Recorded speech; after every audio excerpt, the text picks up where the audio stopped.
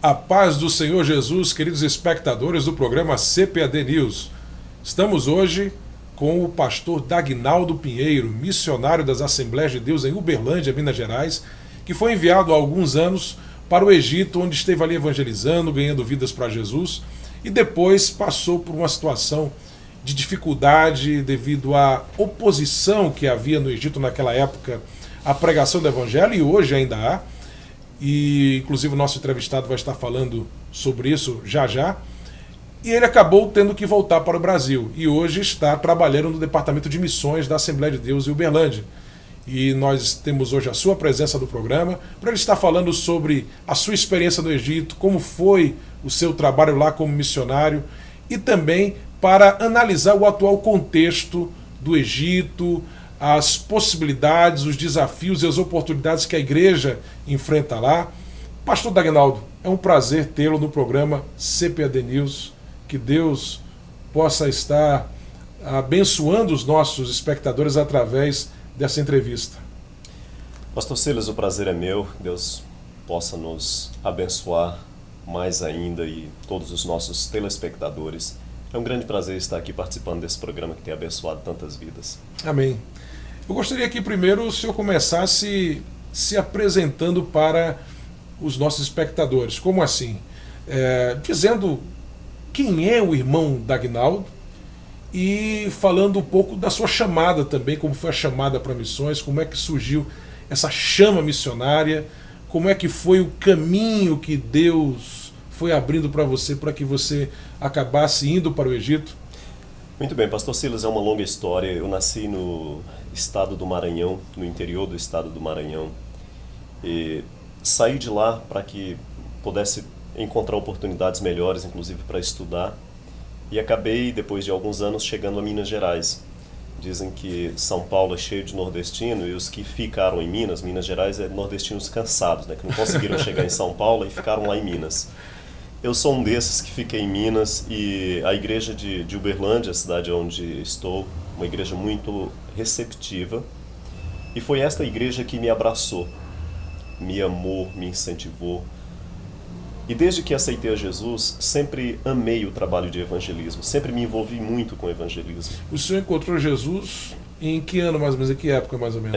Em 1988, ainda era criança, passando para a adolescência. E o chamado veio poucos anos depois? E o chamado veio anos depois. Aonde aceitei a Jesus não se sabia nada de missões. Aliás, era um lugar que nem crentes tinham.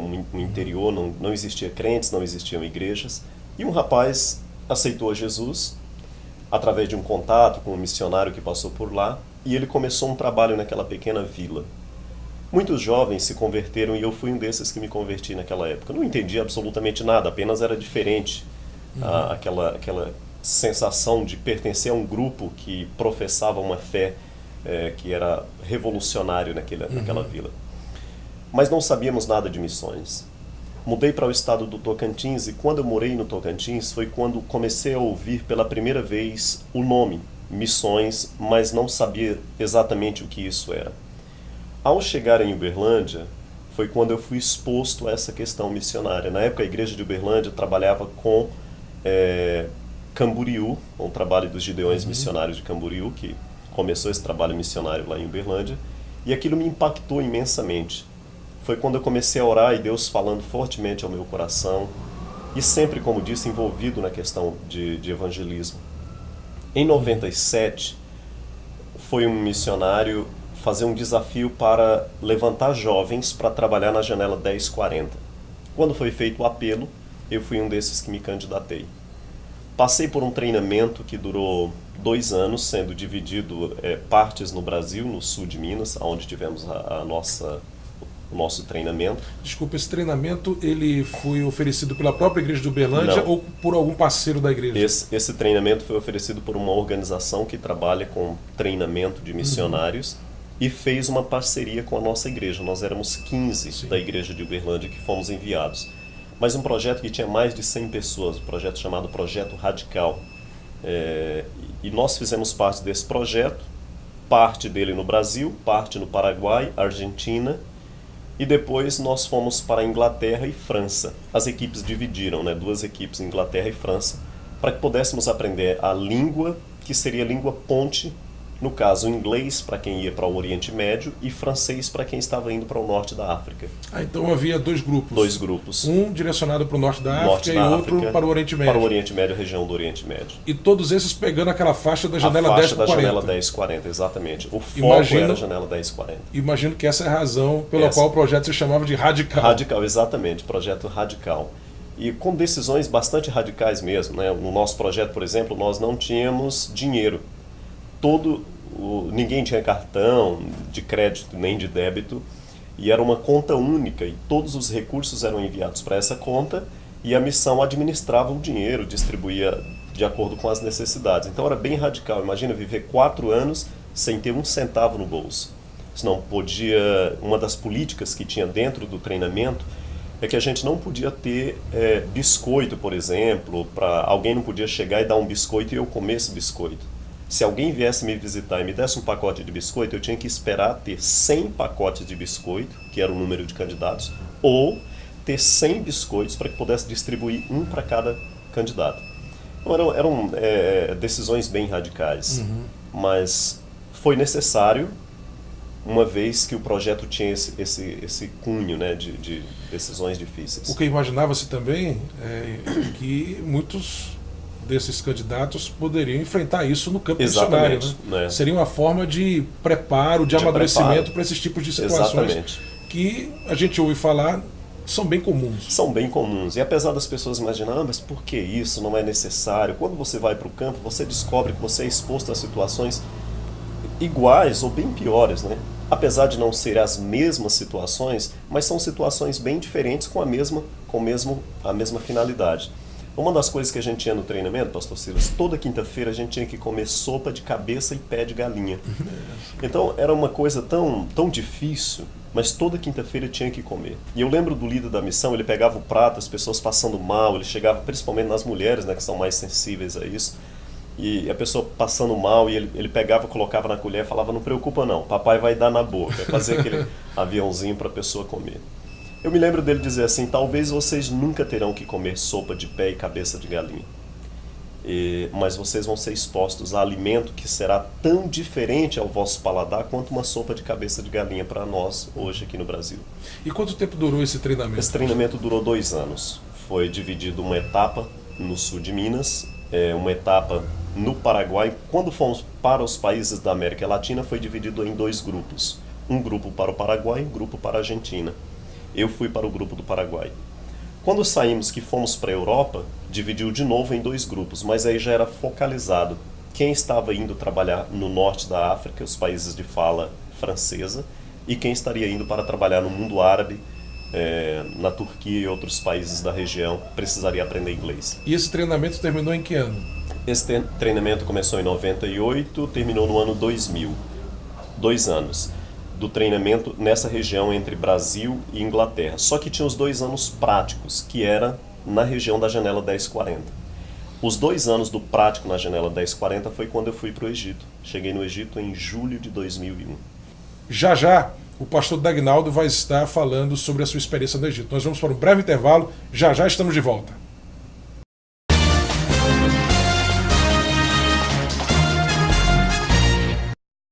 Chegou! CPAD de Portas Abertas. Uma mega promoção com descontos arrasadores de até 70% em livros, bíblias, CDs e DVDs. Mas é somente no sábado, dia 9 de março, de 8 horas da manhã até às 8 horas da noite. Não perca essa oportunidade. Aproveite! Acesse o site cpad.com.br ou ligue para 0800 021 7373. CPAD de Portas Abertas.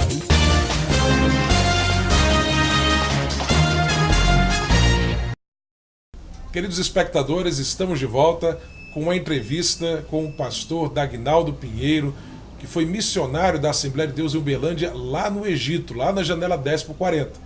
No primeiro bloco, ele contou como foi o seu chamado, o seu encontro com Cristo, o seu chamado, como foi o seu preparo para ir ao campo missionário, e agora ele vai falar como foi a sua chegada ao Egito e a sua experiência no Egito. Pastor Dagnaldo, como é que foi a chegada em solo egípcio e os primeiros dias naquele novo país? Me lembro como se fosse hoje. Parecia um sonho. Durante todo o tempo do treinamento, foram dias sonhando e orando para chegar na Terra Prometida. Me senti como o povo hebreu ao sair do Egito, indo para Canaã, que sonhava com a sua terra. E eu cheguei, como disse, no dia 23 de julho. Era uma tarde ensolarada, de muito calor. E a minha primeira impressão foi de que eu estava num mundo que realmente, definitivamente, eu não entendia absolutamente nada. As pessoas falando essa língua que pareciam mais que estavam brigando entre si, e um calor insuportável, e a gente não entendia nada. Meu grande choque foi olhar os cartazes escritos em árabe. E eu pensava, olhava para aquele negócio escrito, pensava, meu Deus, eu nunca vou entender essa língua. Ouvindo as pessoas falando e não entendendo nada, primeiro me deu um sentimento de pavor, e misturado com muita alegria, porque era um sonho de anos de oração para chegar ali. Então foi esse primeiro choque. E foi difícil esse período de adaptação, Foi muito as primeiras difícil. semanas? Foi difícil, pastor Silas, porque no início tem a euforia de estar num ambiente novo, né, exótico, tudo é diferente, mas ao mesmo tempo muito desafiador. Você não sabe como pedir água, você não sabe aonde perguntar como pega um táxi, ou quando entra no ônibus, se entra pela frente, por trás, quanto custa, não sabe lidar com o dinheiro. Então tudo é muito difícil. Parece ser engraçado até quando você se imagina ou até vê isso num filme ou uma situação quando visita como turista, mas é muito frustrante você ter que conviver com isso todos os dias e a tentativa de dizer alguma coisa e sem conseguir dizer. Sentar com alguém, saber que ele está ansioso de conhecer, de descobrir um pouco mais sobre a Bíblia, sobre Cristo, e você tendo isso, essa mensagem que arde no coração, do outro lado está alguém faminto, todavia você não consegue transpor essa barreira chamada língua. Isso foi um dos maiores desafios. E lá o senhor chegou a trabalhar uma época como guia turístico, como uma forma de se manter ali durante esse período de evangelização. Sim, foi uma das bênçãos que Deus me concedeu ao longo desses anos. Foram 9 anos entre idas e vindas no Oriente Médio. E nos últimos 7 anos eu trabalhei como guia turístico. Foi uma bênção que Deus preparou através do nosso irmão Saulo, que é o diretor de missões. Conheceu uma agência no Brasil que pediu uma pessoa que falasse inglês e que morasse ali, que pudesse auxiliar nos grupos que chegariam. E ele me indicou, e foi quando eu comecei a receber grupos. Recebi muitos grupos, viajei muito para Israel, Jordânia, Turquia, toda aquela região acompanhando grupos. E por essa experiência me levou a adquirir, chegar a um ponto de eu mesmo negociar. Então, nos últimos anos, eu mesmo era um agente de turismo e recebia os grupos, mas eu mesmo contratava hotéis, guias, fazia os roteiros, então definia... Conseguiu uma certa autonomia e independência. Uma certa autonomia, né, de trabalho. E como foram as experiências evangelísticas? Quais as mais marcantes, aquelas que o senhor destacaria aí para edificação e exemplificação também para os nossos ouvintes, né, de como é trabalhar numa região como essa? Eu gosto de compartilhar, foi uma das primeiras experiências e uma das mais tristes também. Depois eu compartilho uma feliz para não terminar só em tristeza. Comecemos, né, pela triste. Pela triste, vamos terminar na feliz. Então, quando cheguei, imagina, esse desejo de evangelizar, de falar de Jesus para as pessoas, eu não falava árabe, e aonde eu estava, no bairro que eu morava, também ninguém falava inglês. E eu fui para uma mesquita. Eu queria orar dentro da mesquita e ter a oportunidade de falar de Jesus para alguém lá dentro da mesquita. Coisas loucas que passam pela mente da gente. Enfim, fui para a mesquita e ao chegar sentei do lado de um moço que estava lá dentro e abri a minha Bíblia em árabe. Eu não lia árabe, obviamente, mas eu queria que aquela pessoa visse que eu estava com a Bíblia ali dentro, apenas para chamar a atenção. E de fato chamei a atenção daquele moço, ele ficou assustado que eu estava com uma Bíblia, e eu comecei a fazer perguntas para ele, mas ele não falava inglês e nem eu falava árabe. Então eu pensei que ele estava muito interessado em conhecer a Bíblia. E ele pensou que eu estava muito interessado em me converter ao islamismo, porque eu estava dentro de uma mesquita. E eu entendi quando ele disse, nas meia dúzia de palavras que ele falava em inglês, ele disse para mim, eu vou te levar para conversar com o sheikh, que é o pastor, né, digamos assim, da mesquita. Ótimo. E eu fui. Quando chegamos lá, era uma sala bem grande, com uma mesa bem grande, tinha bom número, mais de 10 pessoas ali. E ele contou para as pessoas que tinha me levado ali, e quando ele contou, só que ele contou em árabe. Eu não entendi, mas entendi a reação das pessoas. Todo mundo começou a gritar, euforicamente, o grito de felicidade, dizendo Allahu Akbar, Allahu Akbar. É um grito de celebração, é como quando a gente está feliz e diz assim, glória a Deus, aleluia. Porque ele tinha dito para a pessoa que eu tinha vindo para me converter, para me tornar um muçulmano. Naquele momento eu percebi que eu tinha feito tudo errado, né? E o sheik, quando começou a falar comigo, falava inglês perfeito. Para minha surpresa, ele falava português também. Não muito bem, mas falava português. Trabalhou como missionário aqui no Rio de Janeiro. E aí começamos a conversar. Foi uma longa conversa falando de Jesus. E ele começou a me fazer umas perguntas que eu não tinha resposta, pastor Silas. Aí foi quando eu fiquei chocado. Ele começou a dizer para mim, moço, você quer que eu acredite nessa mensagem que você está me pregando? Para começar, vocês não têm consenso. Vocês acreditam em 4 evangelhos e eu não sei dizer qual dos 4 é o verdadeiro. Aliás, você poderia me dizer qual dos 4 evangelhos é o verdadeiro? Eu devo acreditar na mensagem de Mateus, de Marcos, de Lucas ou de João? Pior de tudo, que ele conhecia bem a história e os evangelhos. Ele disse para mim, olha, porque existem histórias contadas por um evangelista que o outro evangelista, ao relatar a mesma história, conta algo completamente diferente. As chamadas aparentes discrepâncias. Discrepâncias, né? Que existem nos que evangelhos, existem nos evangelhos. E que são explicadas, é importante que o espectador saiba disso, mas que naquele momento o irmão não esperava aquela pergunta, foi surpreendido até por mesmo aquilo. Porque no Brasil a gente não é exposto a esse tipo de confronto constantemente. É verdade. Então, quando ele falou isso para mim, ele começou a apontar, a pautar algumas dessas discrepâncias, entre aspas, eu falei para ele, no final de tudo, vários ataques que ele fez, eu fiquei calado e falei para ele, moço, eu não tenho a resposta que você precisa. Eu não tenho as respostas, aliás, que você quer ouvir. Não significa que as respostas não existam, elas existem. Apenas eu não as tenho no momento. Mas eu vou me preparar. E eu volto aqui com essas respostas para você.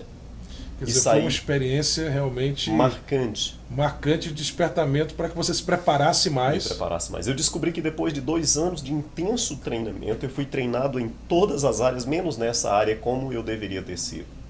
Saí dali, pastor Silas, determinado a conhecer profundamente as verdades bíblicas e também a fé islâmica. E a partir daquele momento eu comecei a me dedicar muito ao estudo.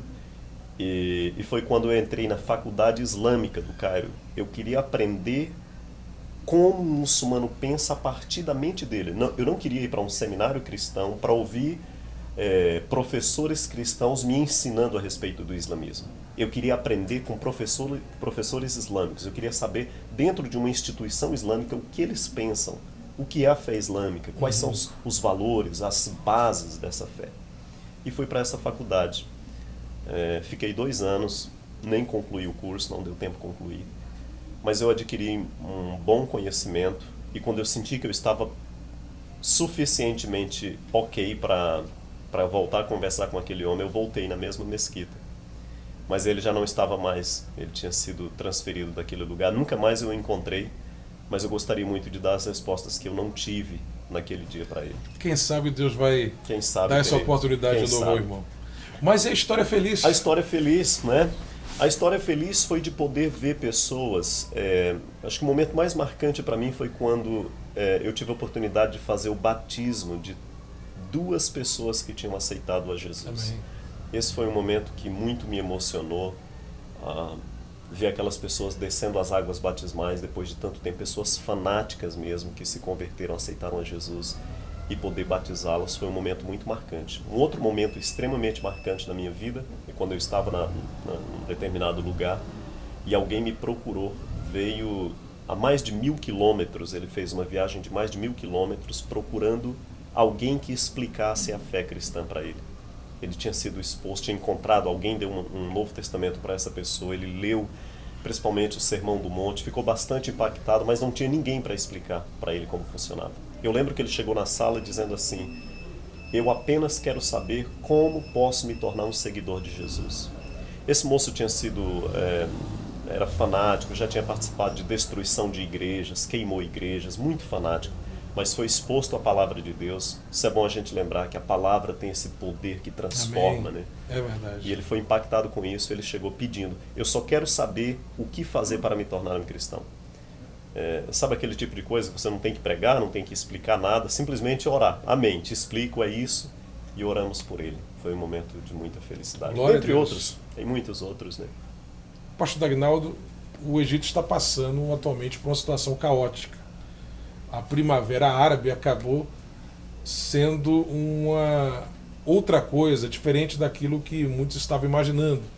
Quem é leitor do Jornal Mensageiro da Paz ou do CPD News sabe que a gente nunca alimentou uma esperança muito grande em relação à Primavera Árabe, apesar de inicialmente parecer que seria algo positivo, porque a gente sabe a força que tem a Irmandade Muçulmana e como ela e alguns outros grupos mais radicais estavam à frente dessa Primavera Árabe em alguns países, inclusive no Egito.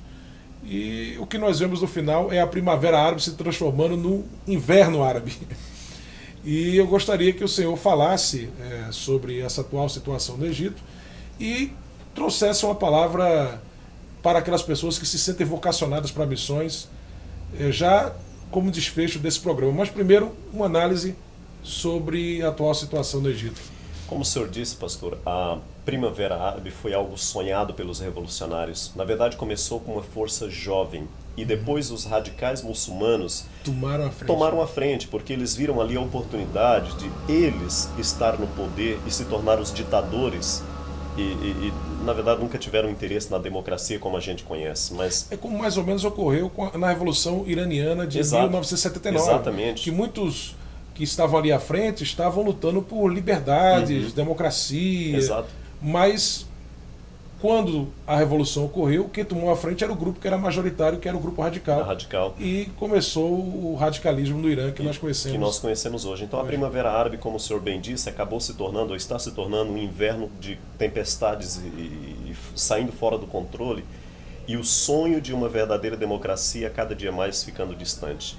É uma pena que as pessoas do Egito, da Síria, da Líbia e da própria Tunísia, onde começou, não tiveram isso em mente. Eles simplesmente sonharam com uma democracia, como os Estados Unidos, como o Brasil e outros países. Mas, na verdade, esse sonho está cada dia mais distante. Esses jovens que começaram, lentamente eles acabaram sendo expulsos da cena, entre aspas, e os grupos radicais tomando a frente. No Egito, especificamente, a Irmandade Muçulmana posou para a foto final. A revolução não começou com a Irmandade Muçulmana. Eles pousaram na foto por final. E aproveitando a oportunidade, juraram. Cansei de ver as entrevistas do líder da comunidade dizendo: nós não vamos colocar um candidato à presidência do país. Mas foi exatamente o que eles fizeram. Hoje o presidente do Egito é um homem extremamente fanático. As leis e a nova Constituição está sendo escrita por um grupo fanático. E o grupo de oposição, que são alguns liberais políticos e principalmente os cristãos, a voz deles está cada dia mais abafada. É uma situação preocupante, porém não acredito que a história tenha sido colocada um ponto final ainda. Amém. O exército egípcio, inclusive, não está satisfeito com a proposta política da Irmandade Islâmica. Então há uma insatisfação no meio do exército. Isso é um ponto muito sério para o Egito. O exército representa a instituição mais respeitada no país. Então é um ponto a ser pensado e orado por isso também. Não estão satisfeitos, os opositores liberais não estão satisfeitos, os cristãos não estão satisfeitos e o governo não está instável. O país está entrando em caos completo, guerra civil, segurança não tem mais no país. Porém, no meio de tudo isso, pastor Silas, por incrível que pareça, estamos vivendo um momento de uma certa liberdade para a pregação do evangelho no meio dos grupos. Eu trabalhei muito com grupos, a gente sempre tinha aquela tensão de não poder falar com ninguém, quem estava nos seguindo, quem estava escutando a nossa conversa. Hoje, essa tensão desapareceu um pouco. Meus companheiros, em alguns locais, as pessoas que estão ali podem sentar e ter uma conversa como nós estamos tendo, de Jesus, pregar. E no meio de tudo isso, muitos, mas muitos mesmo estão aceitando Jesus. Ou seja, em meio à crise, surgem oportunidades. Cristo se manifesta. Amém. Eu recebi uma notícia recentemente, o nosso amigo que trabalha lá, mandou uma notícia dizendo para mim, Dagnaldo, ora, porque nós estamos precisando de pessoas que tenham habilidade para discipular novos convertidos, pessoas que falem árabe, né? Missionários, alguém que fale árabe para discipular esses novos convertidos.